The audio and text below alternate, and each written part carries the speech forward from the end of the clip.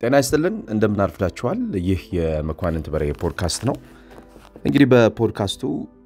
ትልቅ ጉዳዮች ሲኖሩ ሁሌም ከናንተ ጋር በእነዚህ ጉዳዮች ላይ ሰፊ ሐሳቦችን እናነሳለን ዛሬ ደግሞ በአውሮፓ እግር ኳስ የቀኖች ሁሉ ትልቅ ቀን ነው ዛሬና ነገ ማለት ነው የአውሮፓ ቻምፒየንስ ሊግ የግማሽ ፍጻሜ የመልስ ጨዋታዎች የሚደረጉበት ይሆናል እነኚህ የመልስ ጨዋታዎች ተጠባቂ እንዲሆኑ ያደረገው አራቱም ቡድኖች በግማሽ ፍጻሜው የተሻለ ፐርፎርም የሚያደርጉበት አቅም ስለገነቡ ነው ኢንተር ሚላን ከባርሴሎና ዛሬ የሚያደርጉት ጨዋታ ትልቅ ትኩረት አግኝቷል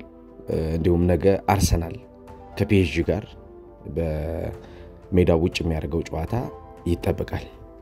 ስለዚህ ሁለቱ ጨዋታዎች ላይ ትኩረት እናደርጋለን ማለት ነው ዛሬና ነገ ትኩረት የምናደርገው ሐሳቦች ላይ ይሆናል በተለይ ተጠባቂ የሚባሉ አሰልጣኞችና ቡድኖቻቸው እንዲጠበቁ ያደረጋቸው ነገር ምንድነው ብለን እንጠይቃለን ከነኚህ ተጠባቂ አሰልጣኞች መካከል የፊሊፖ ኢንዛጊ ወንድም የሆነው ሲሚዮኒ ኢንዛጊ ይገኝበታል ሲሚዮኒ ኢንዛጊ እንደ ወንድሙ የገነነ የእግር ኳስ ታሪክ ያለው ተጫዋች አለ ያው ኳስ ተጫውቷል ግን ፊሊፖ ኢንዛጊ ነው አብዛኛውን በጣሊያን እግር ኳስ ጋዜጦች መዝገቦች ውስጥ የሞላ ስም በእኛ ዘመን እንኳን ከምናስታውሳቸው ታሪኮች ውስጥ የ2007ን የዩኤፋ ቻምፒየንስ ሊግን ማስታወስ እንችላለን ሊቨርፑልን 2-0 በሆነ ውጤት አሸንፈው ሻምፒዮን ሲሆኑ ጎል ያስቆጠረ ተጫዋች ነው ትልቅ ተጫዋች ነው በአሰልጣኝነት ዘመኑ እንደ ወንድሙ ሲሚዮኒ ግን የገነነ ስም አልገነባም ወንድሙ ሲሚዮኒ በተጫዋችነት ዘመኑ ብዙም የገነነ ስም የለውም ግን ጥሩ ተጫዋች ነበር በአሰልጣኝነቱ ደግሞ የገነነ ስም ውስጥ ገብቷል ስለዚህ ሲሚዮኒ ኢንዛጊ ምንድነው የተለየ አሰልጣኝ ሆኖ አሁን በብዛት ስለሱ እንዲወራ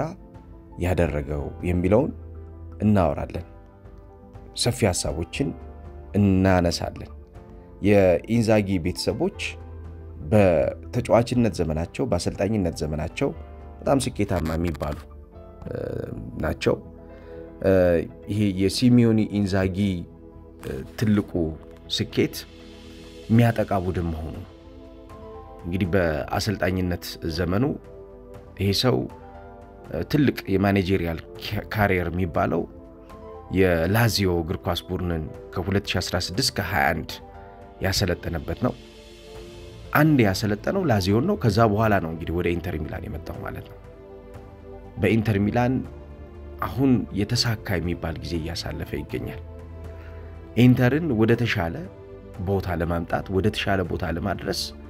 የተሻለው አሰልጣኝ እንደሆነ ብዙዎች ይናገራሉና እስኪ ስለዚህ ሰው እናወራለን ስለዚህ ሰው ብዙ ነገሮችን እናነሳለን ምንድነው እንዴት ነው የሚያጠቃው እንዴት ነው የሚከላከለው እንዴት ነው ቡድን አደራጅቶ ለመጫወት ጥረቶችን የሚያደርገው ይሄ ነገርስ እንዴት ነው የሚሳካለት የሚለውን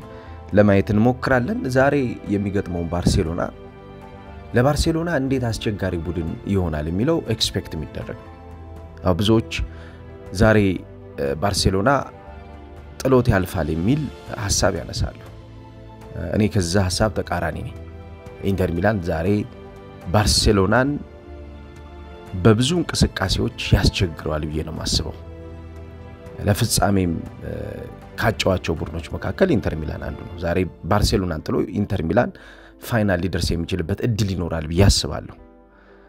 ባርሴሎና ጥሩ ቡድን ነው ነገር ግን ለኢንተር ምቹ ቡድን ነው ባርሴሎና ከዚህ በፊት የነበረው ባርሴሎና ለኢንተር ምቹ አይነት ቡድን አይደለም በስትራክቸር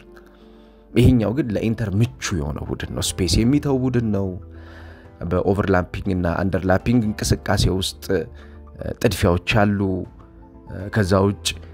ለተጋጣሚ ኳስን የሚከለክልባቸው እድሎቹ በጣም ዝቅተኛ ናቸው ስለዚህ እነኚህ ሶስቱ ነገሮች ደግሞ ለኢንተር የእንቅስቃሴው ቤዚኮቹ ናቸው የእንቅስቃሴዎቹን ቤዚክሶችን ካገኘ ደግሞ ይሄ ቡድን መሰረታዊ የሆኑ ነገሮችን ደግሞ ካገኘ አስቸጋሪ ቡድን ይመስለኛል ኢንተር ሚላንና ምንድነው ለየት የሚያደርገው የሚለውን ለመመልከት እንሞክራለን ለፖድካስቱ አዲስ ከሆናችሁ ላይክ ሰብስክራይብ እና ሼር ያደርጋችሁ ቆይታ እንድታደርጉ ኮዲው ጋብዛችኋለሁ በእንቅስቃሴ ደረጃ ፍሰቱን የጠበቀና የማይቋረጥ ነው የሚለው የማይቋረጥ የ3-5-2 ፎርሜሽን ዊንግ ባኮችን ክሩሻል ሮል ወይም ደግሞ መሰረታዊ የሚባለውን የጨዋታውን ክፍል በመስጠት በማጥቃትና በመከላከል ውስጥ ወሳኞቹ ተጫዋቾች እንዲሆኑ የማድረግ ስራ ይሰራል ያሰልጣኝ እንዳውም ምንድነው የሚለው his teams excel at creating chances ይላል የሱ ቡድን ትልቁ ኳሊቲ የሚባለው የግብ ዕድሎችን በመፍጠር የግብ ዕድሎችን በተደጋጋሚ አሳድጎ በመፍጠር የሲሞኒ ኢንዛጊ ቡድን ለተጋጣሚዎች በጣም አስቸጋሪ ነው ይሄ ዳይሬክት አታክ ቢሃይንድ the multiple player በሚባለው ወይም ደግሞ በሁለት ከጀርባቸው ስፔሶችን በሚፈጥሩ ከፊት በሚፈጠሩ ስፔሶች ደግሞ ያን እንቅስቃሴ በሚያጠቁ ተጫዋቾች አብዛኛው ጊዜ ይመራል በ2-8 ቁጥር ወይ በ2-10 ቁጥር የመጫወት አቅም ስላለው ማለት ነው በመከላከሉ በኩል ይሄ አሰልጣኝ በሁለት ነገሮች ያምናል በባርሴሎናው ጨዋታም ለባርሴሎና በጣም አስቸጋሪ የሆነበት አንዱ ትልቁ ምክንያት እነኚህ ሁለቱን መንገዶች መደጋገሙ ኮምፓክትነስ ኤንድ ዲሲፕሊን with pressing ነው የሚተገብረው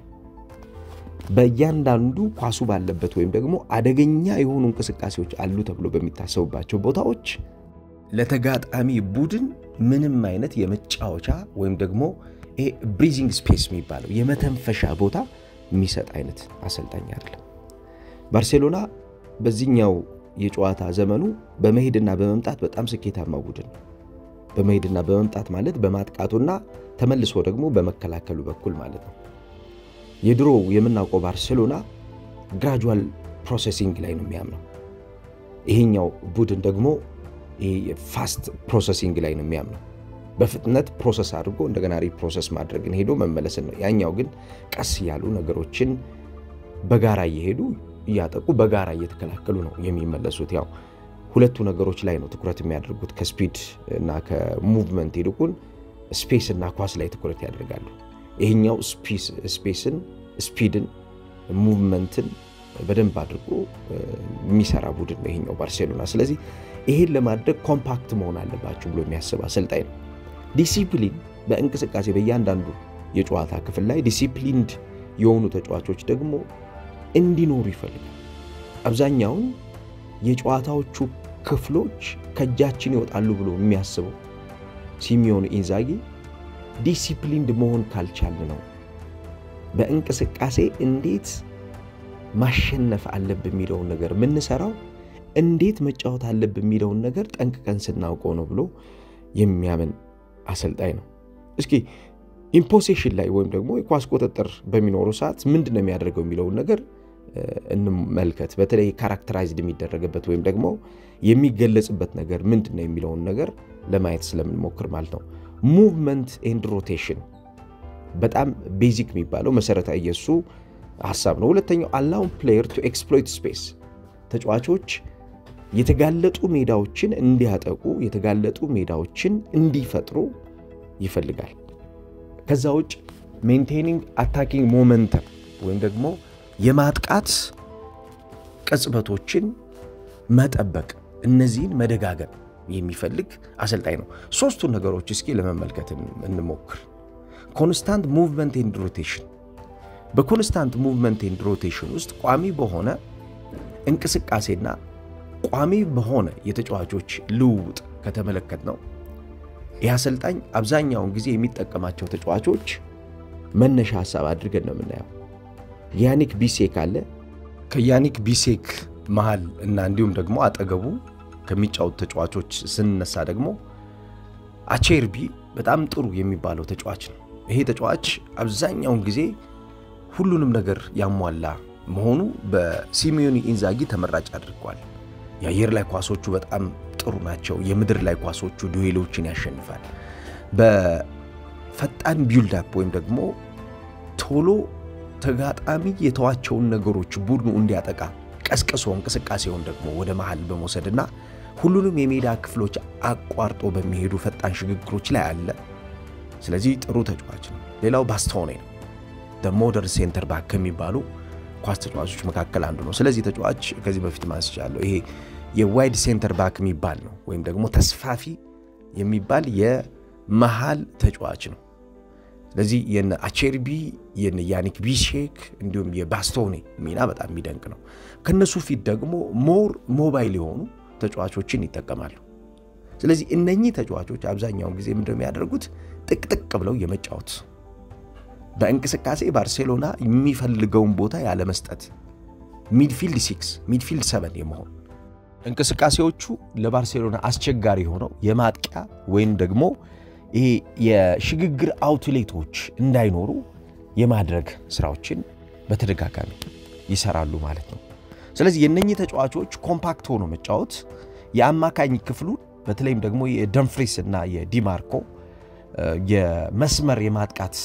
እንቅስቃሴ ፊት መስመር ላይም የሚገኙት የነሚሄዲ ታሬሚና የማርከስ ቱራም እንቅስቃሴ በጣም የሚጠበቅ ነው ዛሬ የላውታሮ ማርቲኔዝ አለመኖር ያው በስኳድ ውስጥ እስካሁን ድረስ አልተካተተም ስለዚህ እዚህ ተጫዋች አለመኖር በማጥቃት እንቅስቃሴው በተለይም የሚያጎለው ነገር ኢነርጂ ያጎለዋል ከዛው ውጭ ሞቢሊቲ ላይ በጣም ሂዝ ሻርፕ ከፍተኛ የሆነ የእንቅስቃሴ ድርጊቶች ውስጥ በተደጋጋሚ የሚገኝ ተጫዋች ነው ስለዚህ ቀንስባቸዋል ማለት ነው ወርክ ሬት ያጠፋባቸዋል ግን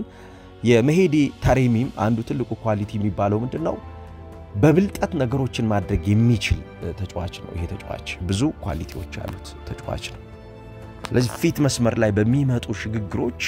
በእነኚህ ኮምፓክት በመሆን እንቅስቃሴዎችን በማጥቃትና በመከላከል የፍሉዲቲና ሮቴሽን ላይ በደንብ የሚገለጽበት ነው ከዛው ውጭ የኢንዛጊ ትልቁ ኳሊቲ የሚባለው የዊንግ ባክ ኢንቮልቭመንቶቹ ወይም ደግሞ በማጥቃትም በመከላከልም ሳይደክሙ ታትረው የሚሰሩበት አቅማቸው ዊንግ ባክ ኢንቮልቭመንቶቹ አብዛኛውን ጊዜ ኢንቴንስ የሆኑ የአታኪንግ ፌዞች ላይ ይገባሉ በኦቨርላፕ እና አንደርላፕ በመሄድና በመምጣት እንቅስቃሴዎች ውስጥም ይገኛሉ ኢንቴንስ የሆነ አታኪንግ ፌዝ ያልኳችሁ ምንድነው የማይቋረጥ ነው ይሄ ረፍት የለሽ ነው በቃ በጣም የጋለ በሁሉም ነገር ላይ የተጋጣሚን እንቅስቃሴ ማበላሸት ወይም ደግሞ ተጋጣሚ አስቦ ተጋጣሚ ለእንቅስቃሴው ራሱን አዘጋጅቶ ወደሚፈልገው አጸፋይ የሆነ እንቅስቃሴ በፍጥነት እንዳይገባ ስለሚያደርጉ የዊንግ ኢንቮልቭመንቶቹ አብዛኛው ጊዜ አታኪንግ ፌዞቻቸው ሻርፕ አታኪንግ ፌዞች ናቸው የማጥቃት ሁኔታዎቹ ጊዜዎቹ በጣም ጥሩ ናቸው ስለዚህ በዚህ ሲቹዌሽን ውስጥ ቡድኑ በጣም የተደራጀ እንደሚሆን ግልጽ ነው በተለይ ፕሬስ በሚደረጉበት ሰዓት በተደጋጋሚ ኮምፓክት የመሆን ግዴታ ስላለበት አማካኙ እነኚህ ተጫዋቾች የሚኖራቸው ሚና የሚናቅ ይባላል እንቅስቃሴን በማስፋትና እንቅስቃሴን በማጥበብ ዊድዙን በመጠበቅና ዊድዙን እንደገና በማሳጣት የሚኖራቸው ወርክ ሬት በጣም ከፍተኛ ነው ዳይሬክት አታኮችን ወይም ደግሞ ቀጥተኛ የማጥቃት እንቅስቃሴ በኢንተር ሚላን በኩል አብዛኛው ጊዜ behind the opposition defense ወይም ደግሞ በተከላካይ መስመር ተቃራኒ ተጫዋቾች የሚፈጠሩትን አደጋዎች የሚያነቡ አጥቂዎችና የ8 ወይ የ10 ቁጥር ሚና ያላቸው ተጫዋቾች አሏቸው እነኚህ ተጫዋቾች ደግሞ የሚታጀቡት በዊንግ ባኮቹ ነው ስለዚህ 3 ፌዝ ያለው ነው ማለት ነው ማጥቃቱ ዊንግ ባኮቹ አሉ ከነሱ ፊት የሚቆሙት የ8 ወይም ደግሞ የ10 ቁጥር ሚና ያላቸው ተጫዋቾች አሉ እንደገና አጥቂዎች አሉ እንደነ ማርከስ ቱራም አይነት ተጫዋቾች የማርከስ ቱራም አንዱ ሌላው ትልቁ ኳሊቲ ታክቲካል ቨርሳቲሊቲ ላይ የሚደራደር ስላልሆነ የታክቲክ ተለዋዋጭነት ላይ አሰልጣኙ ብዙም የሚደራደር ስላልሆነ ምንድነው የሚያደርገው ይሄን ተጫዋች ይመልሷል አንዳንዴ የተቆረጡ እንቅስቃሴዎችን ቆሞ እንዲጠብቅ ያደርገው ለዚህ ማሳያ ስፔን ሄደው ባርሴሎናን የመሩበትን ጎል ሲያስቆጥር የመጀመሪያውን ጎል ያስቆጠረበትን መንገድ እንመልከተው መጀመሪያ ሙቭመንቱ እሱን ከእንቅስቃሴ ውጭ ሊያደርገው ነበር ግን ተመልሶ ሄዶ የዛ እንቅስቃሴ እንደገና ቀስቃሽ ሆኖ እንቅስቃሴውን እንደገና ሳጥን ውስጥ አደገኛ ያደረገበት ወርክ ሬቱ በጣም ይገርም ኢንተር ሚላን ሃይ ስኮሪንግ ቲም ነው በሴሪው በነገራችን ላይ በቻምፒየንስ ሊግም ከተመለከትነው አንድ ጎል በ8 የቻምፒየንስ ሊግ ጨዋታ የተቆጠረበት ቡድን ስለዚህ ሁለት ነገር ነው ያለው ማለት ነው ሃይ ስኮሪንግ ቲም ነው ሎው ኮንሲዲንግ ነው ከፍተኛ ጎል ያስቆጥራል ዝቅተኛ ጎል ይቆጠርበታል የ3-5-2 ፎርሜሽኑ የሚገርመው እንደ ሌሎች የሴሪኤው ቡድኖች ሪጂድ አይደለም በፖሴሽናል ፕሌይ አንዱ መገለጫ የሆነው አጫዋወትን መለዋወጥ ነው ስለዚህ ይህንን የአጫዋወት ቅርጹን ማለት ነው መገለጫው በማድረግ እየቀያየረ ይጫወታል ማለት ነው ለምሳሌ ታክቲካል ፍሪደም በጣሊያን እግር ኳስ ውስጥ ከዚህ በፊት ወንጀል ነው ነበር አሁን ባለፉት 15 እና 20 ዓመታት ታክቲካል ፍሪደም የሚባለው ነገር ይመጣው ታክቲካል ዲሲፕሊን ነው ከዚህ በፊት በጣሊያን እግር ኳስ አብዛኛው በስፋት ምን ናውቀው ምን ረዳው የሚባለው ነገር ሐሳቡ ያ ነው አሁን ግን ታክቲካል የሆነው የፍሪደም ወይም ደግሞ ነፃነት ተጫዋቾች ገደብ አልባ የሆነ እንቅስቃሴ ውስጥ ከተዋቸዋል ይሄ ገደብ አልባ የሚባለው እንቅስቃሴ አብዛኛውን ጊዜ ተጫዋቾችን ነፃ የሚያወጣ ሐሳብ ነው ተጫዋቾች የሚሰጣቸው የተቀመጠላቸው የተሰመረላቸው ፖይንት የለም ስለዚህ እነኚህ ተጫዋቾች ያ የተቀመጠላቸው የተሰመረላቸው ፖይንት ባለመኖሩ በሚፈልጉት እንቅስቃሴ ውስጥ እንዲገኙና ለቡድኑ ጠቃሚ ናቸው ተብሎ የሚታሰቡትን ነገሮች ተግባራዊ እንዲያደርጉ ይገደዳል ማለት ነው ለምሳሌ በታክቲካል ፍሪደም በዚህ አሰልጣኝ አንዱ ትልቁ ከሚባለው አፈጻጸሙ መካከል ባስቶኔ የመጀመሪያ አጥቂ አድርጎ ይጫወታል ይሄ ለጣሊያን እግር ኳስ ሪቮሉሽን አለ ኢቮሉሽን ነው በነገራችን ላይ ሪቮሉሽን ሲሆን አንዳንዴ አጭር ጊዜም ሊጠይቅ ይችላል ኢቮሉሽን ግን በዝግመት ውስጥ ማለፍ አለበት በቀስታ ውስጥ መሄድ አለበት በመረዳት ውስጥ መቆየት አለበት ይሄን ያደረገው ኢቮሉሽን የፈጠረው የጣሊያን እግር ኳስ ካቴናሲዮ የሚባለው አስተሳሰብ ተከላካዮቹ ሬስ ዲፌንስ ሆነው ሁሌም እንዲቆዩ ሬስ ዲፌንስ ሞመንት ይፈልጋል ነገር ግን የጣሊያን እግር ኳስ ሞመንት አይፈልግም ሬስ ዲፌንስ ስራው ነው እዛው የመቆም አራቱም የተከላካይ ሶስቱም የተከላካይ መስመር ተጫዋች ቆሞ ነው የሚጠብቀው በአማካኙና በተከላካዩ መስመር ተጫዋቾች መካከል የ20 ሜትር የ30 ሜትር ክፍተት ይፈጠራል በቃ ስራቸው ያ አሁን ከዛ አስተሳሰብ ወጥቶ ሪቮሉሽን አይደለም ኢቮሉሽን ያልኳችሁ እንደዚህ ነው ከዛ አስተሳሰብ ወጥቶ ባስቶኔ the first striker ይሆን ነው አሁን ዛሬ በሚደረገው ጨዋታ ይሄንን ተጫዋች እንድታስተውሉልኝ ይፈልጋለሁ ባስቶኔ የሚባለውን ተጫዋች እንድታስተውሉ ትፈልጋለሁ እንዴት እንደሚያጠቃ እንዴት ጫና እንደሚፈጠር እንዴት የማጥቃት እንቅስቃሴውን እንደሚጀምረው እንዴት የማጥቃት እንቅስቃሴውን ለማሳደግ እንደሚሞክረው የማይቆም የማጥቃት ትራንዚሽን ውስጥ ቡድኑ እንዲገኝ እንዴት እንደሚያደርገው በደንብ ማየት ያለባችሁ ይመስለኛል ስለዚህ ወጥቷል ማለት ነው ከዚህ ሪጂድ ከሆነው የጨዋታ አስተሳሰብ ወጥቷል ማለት ነው ታክቲካል ፍሪደም በኢንተር ሚላንና በጣሊያን እግር ኳስ ውስጥ ራሱን የቻለ ህይወት እየሰጠ ነው ማለት ነው ለዚህም ለመከላከል እጅግ አስቸጋሪ ለማጥቃት እጅግ አስቸጋሪ ቡድን